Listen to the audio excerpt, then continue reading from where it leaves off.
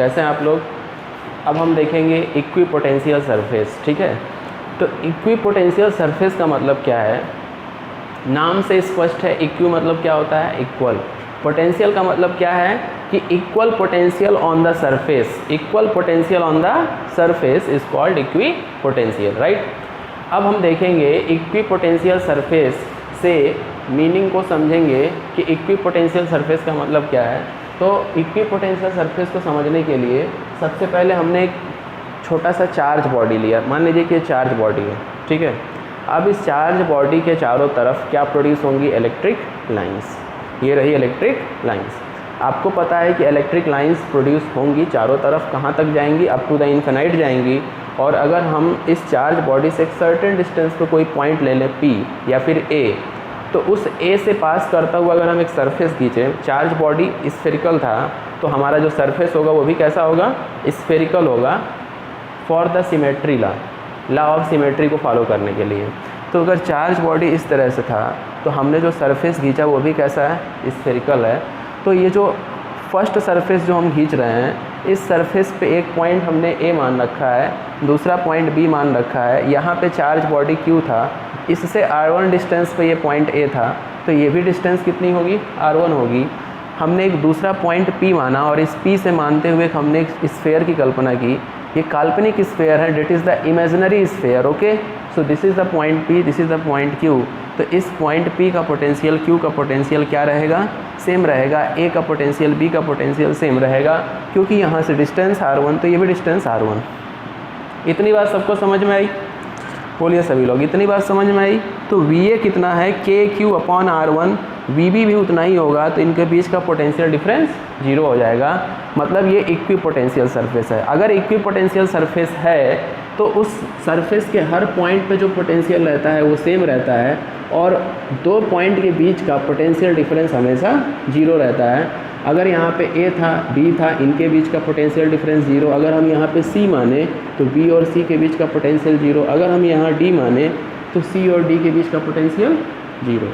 तो equipotential surface पे दो पॉइंट के बीच का potential difference always will be 0।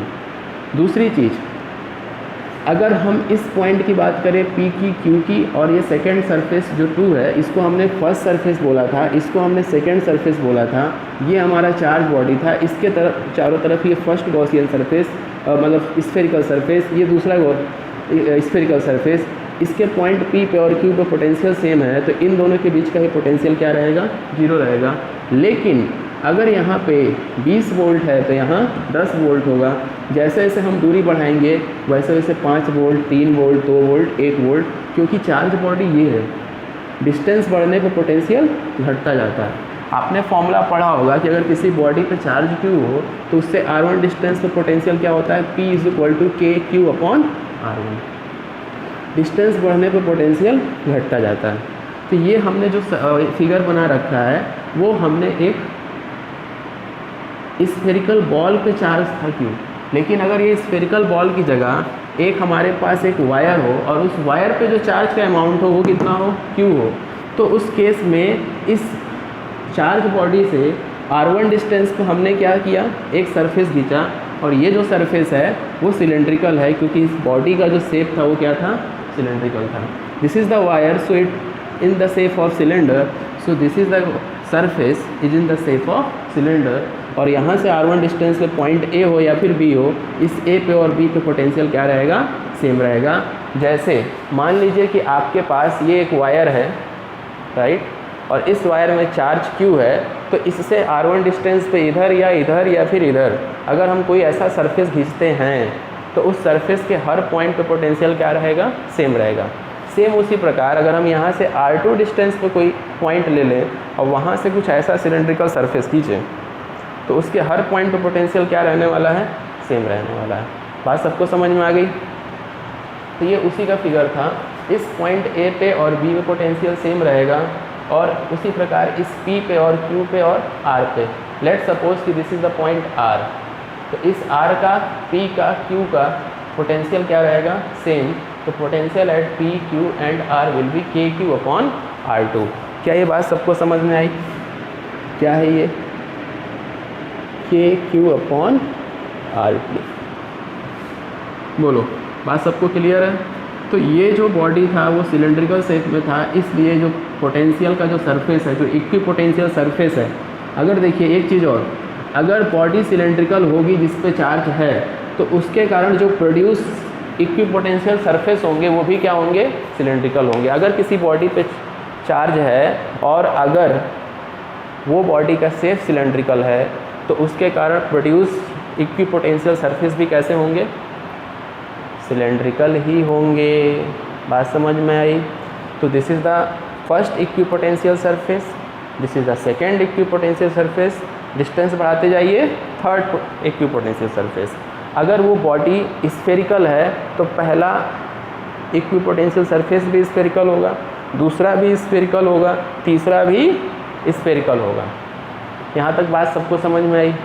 अब हम आपको दो एग्जाम्पल के सिवा अब हम तीसरे एग्जाम्पल की तरफ मूव करते हैं, जो कुछ इस प्रकार का है। अब थोड़ा इसको हम समझा देते हैं। मान लीजिए कि हम जहाँ खड़े हैं उसके नीचे का जो फर्श है वो पॉजिटिव चार्ज है और जो ऊपर का फर्श है वो क्या है? नेगेटिव चार्ज है। मीन्स जो फ्लोर है वो किसकी है? पॉजिटिव चार्ज की, और जो हमारा नीचे वाला फर्श है वो किस पे है? फ्लोर जो है ऊपर वाला हिस्सा वो नेगेटिव चार्ज है, मतलब जो ऊपर की छत है वो कैसा चार्ज है? पूरे छत पे नेगेटिव चार्ज है, और जहाँ हम खड़े हैं उस नीचे वाले फर्श पे सिर्फ और सिर्फ पॉजिटिव चार्ज है। तो उस केस में आप क्या इमेजिन करेंगे कि इलेक्ट्रिक लाइंस कैसी होंगी? कुछ ऐसे जा रही होंगी, यूँ इलेक्ट्रिक लाइंस ऐसे नीचे से ऊपर की तरफ जाएंगी। और उस केस में एक्सपोजर बन गया। तो नीचे की जो फर्श थी वो प्लस थी, ऊपर की जो फर्श थी वो माइनस थी। उस केस में इलेक्ट्रिक लाइंस कुछ ऐसे जा रही होंगी, ठीक है। और फिर हम वहाँ पे इलेक्ट्रिकल इक्वी पोटेंशियल सरफेस को सोचना चाहें तो कैसे होगा? सोच के बताइए, सोचिए। ये दीवार क्या, नीचे की फर्श क्या थी? प्लस, ऊपर क्या था? माइनस। नीचे प्लस, ऊपर माइनस। उस केस में जो इक्वी पोटेंशियल सरफेस होगा वो सेम उसी प्रकार होगा जैसे मान लीजिए कि ये कॉपी है। नीचे क्या था? प्लस, ऊपर क्या था? माइनस। तो नीचे वाले फर्श से अगर इसकी डिस्टेंस 5 मीटर है तो 5 मीटर चार्ज कहाँ है? नीचे। तो उस चार्ज से इस पॉइंट की डिस्टेंस, मान लीजिए हम बोले कि ये पॉइंट फर्श से कितना दूर है, ये पॉइंट फर्श से कितना दूर है? 5 मीटर। ये वाला पॉइंट फर्श से कितना दूर है? 5 मीटर। ये वाला पॉइंट फर्श से कितना दूर है? 5 मीटर। ये वाला पॉइंट 5 मीटर, ये वाला पॉइंट 5 मीटर। तो इस सरफेस पे जितने भी पॉइंट्स हैं उन सभी पॉइंट्स की फर्श से डिस्टेंस कितनी है? 5 मीटर है। तो फर्श पे चार्ज अगर Q हो तो इसकी डिस्टेंस 5 मीटर है हर पॉइंट की, तो ये सरफेस कैसा हो जाएगा? Equi potential surface. दूसरी चीज़, हम ये फर्स्ट इक्वी पोटेंशियल सरफेस हुआ 5 मीटर पे, तो अगर हम 5 मीटर की जगह 7 मीटर ले लें और थोड़ा सा हाइट बढ़ा दें, तो अब इस पॉइंट पे जो पोटेंशियल होगा वो भी क्या रहेगा? सेम रहेगा। मीन्स अगर 5 मीटर यहाँ था और इस 5 मीटर पे जो पोटेंशियल था इस सरफेस के हर पॉइंट पे अगर वो 10 वोल्ट है, 5 मीटर पे पोटेंशियल 10 वोल्ट, हमने इस 5 मीटर को 7 मीटर किया और पोटेंशियल अब 10 से क्या हो जाएगा? बोलिए, 10 से पोटेंशियल घट जाएगा, क्योंकि पहले पोटेंशियल 10 था, अब पोटेंशियल हो सकता है 8 हो जाए, 7 हो जाए, ठीक है। पोटेंशियल घट जाएगा। क्यों घटेगा? क्योंकि नीचे से डिस्टेंस बढ़ गई। चार्ज तो सेम रहा, नीचे वाले फर्श पे चार्ज तो सेम रहा, लेकिन चार्ज से डिस्टेंस बढ़ गई। तो यहाँ वाला पोटेंशियल अगर 10 वोल्ट पे था तो यहाँ वाला पोटेंशियल 7 वोल्ट पे हो गया। कहने का मतलब पोटेंशियल नीचे से ऊपर की तरफ क्या हो रहा है? ड्रॉप हो रहा है। बात समझ में आई? फर्श से जैसे जैसे हम ऊपर की तरफ इस कॉपी को ले जाएंगे, फर्श से नीचे वाले फर्श से जैसे जैसे हम कॉपी को ऊपर ले जाएंगे पोटेंशियल घटता जाएगा। अगर यहाँ पोटेंशियल, लेट सपोज कि यहाँ पोटेंशियल 20 है, तो यहाँ पोटेंशियल 10, यहाँ पोटेंशियल 5, यहाँ पोटेंशियल 3, 2, 1, फिर उसके बाद से पोटेंशियल माइनस में होने लगेगा, -1, 1, -2, -3, -20, -30 पोटेंशियल घटता जाएगा, क्योंकि अब वो जो सरफेस है वो किसकी तरफ जा रहा है, निगेटिव वाली बॉडी की तरफ। तो आपको पता होगा कि अगर चार्ज निगेटिव में है तो उसके आसपास का जो पोटेंशियल भी किस में रहता है, निगेटिव में ही रहता है, क्योंकि पोटेंशियल वेक्टर क्वांटिटी नहीं है, स्केलर क्वांटिटी है। ये मैग्नीट्यूड के साथ साथ मैग्नीट्यूड के साइन पे भी डिपेंड करता है कि चार्ज अगर प्लस में है तो पोटेंशियल प्लस, अगर चार्ज माइनस में है तो पोटेंशियल माइनस। क्या ये बात हमारी समझ में आई? मतलब नीचे से ऊपर की तरफ पोटेंशियल घटता जाएगा, ये बात क्लियर हो गई। सेम उसी प्रकार जैसे हमने यहाँ बताया था कि अगर यहाँ पे 20 वोल्ट है तो यहाँ पे 10 वोल्ट और उसके आगे पोटेंशियल घटेगा क्योंकि डिस्टेंस बढ़ेगी। यहाँ पे पोटेंशियल अगर 20 है तो यहाँ पोटेंशियल 10 और पोटेंशियल घटता जाएगा। अब थोड़ा हम इस एग्जाम्पल की बात करते हैं, ठीक है।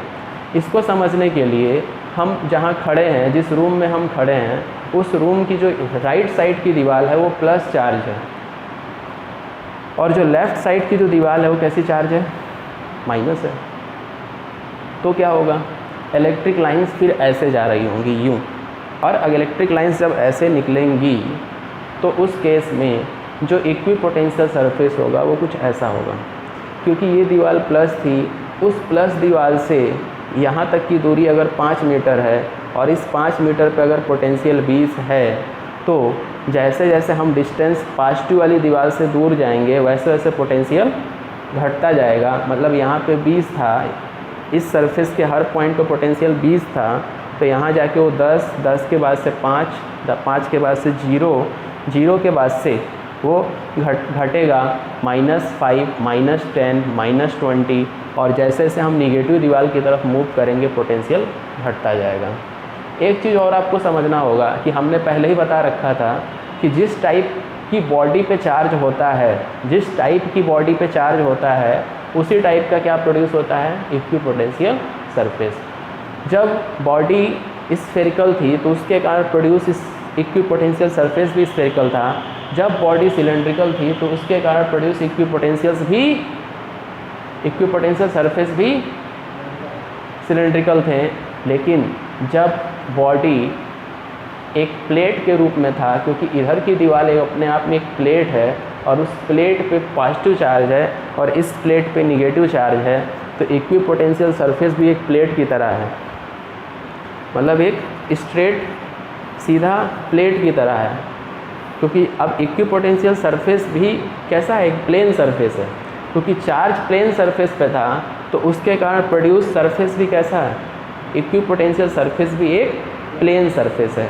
क्या ये बात क्लियर हुई? ये इस केस में भी होगा, और जब चार्ज नीचे होगा, ऊपर होगा, तो भी इक्विपोटेंशियल सरफेस एक प्लेन सरफेस की तरह होगा, क्योंकि नीचे का भी सरफेस प्लेन सरफेस था, ऊपर का भी सरफेस प्लेन सरफेस था, और इक्विपोटेंशियल सरफेस भी प्लेन सरफेस है। यहाँ तक सबको बात क्लियर?